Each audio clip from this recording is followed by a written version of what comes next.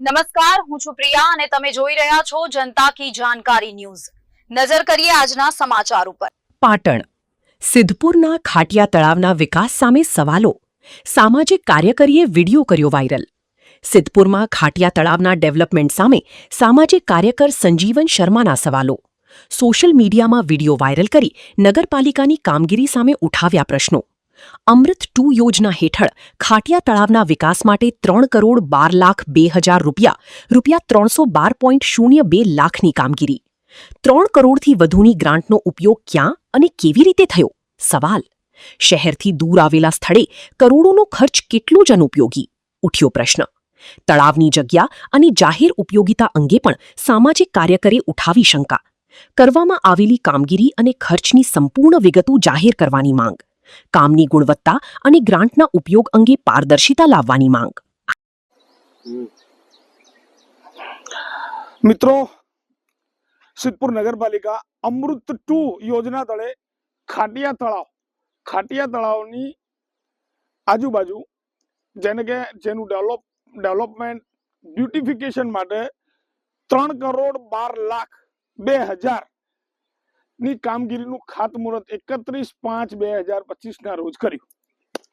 હવે આ ખાટિયા તળાવની વાત કરીએ તો આ બિલકુલ ગામના છેવાડે છે, ઉત્તર દિશામાં, કે જ્યાં લોકોના આવવા જવાનું નહિવત છે, નહિવત।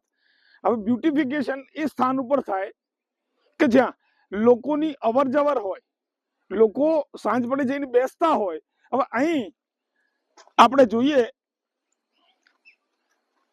તો આ બ્યુટિફિકેશન વાળું તળાવ છે।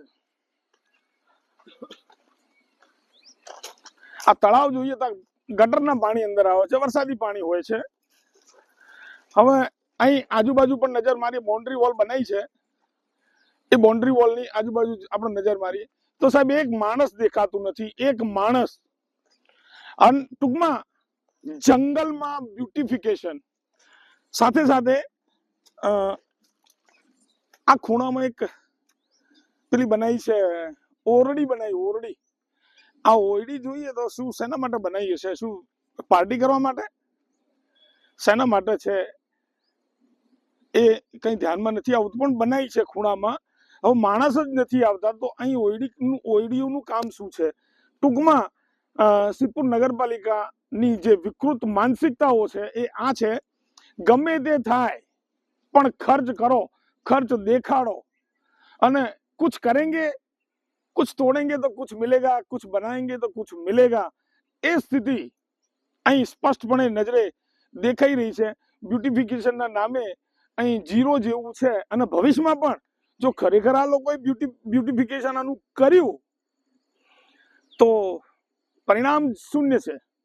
અહીં કોઈ આવનારું નથી। અહીં 12 મહિને હું આ જગ્યા ઉપર આવ્યો, 5 વર્ષે આવ્યો। ટૂંકમાં ક્યાં ખર્ચ કરવો, ક્યાં ન કરવો એની જાણકારી પણ સિદ્ધપુર નગરપાલિકાના જે પણ વહીવટકર્તાઓ છે એમને નથી। અને ખરેખર જ્યાં કામ કરવાના છે ત્યાં કામ કરવામાં નથી આવતા, અને જ્યાં નથી કરવાના ત્યાં કૂદીને કરે છે। માલ કઈ રીતે મળે, મહત્વનો મુદ્દો એ છે, માલ કઈ રીતે મળે, ક્યાંથી મળે? અસ્તુ।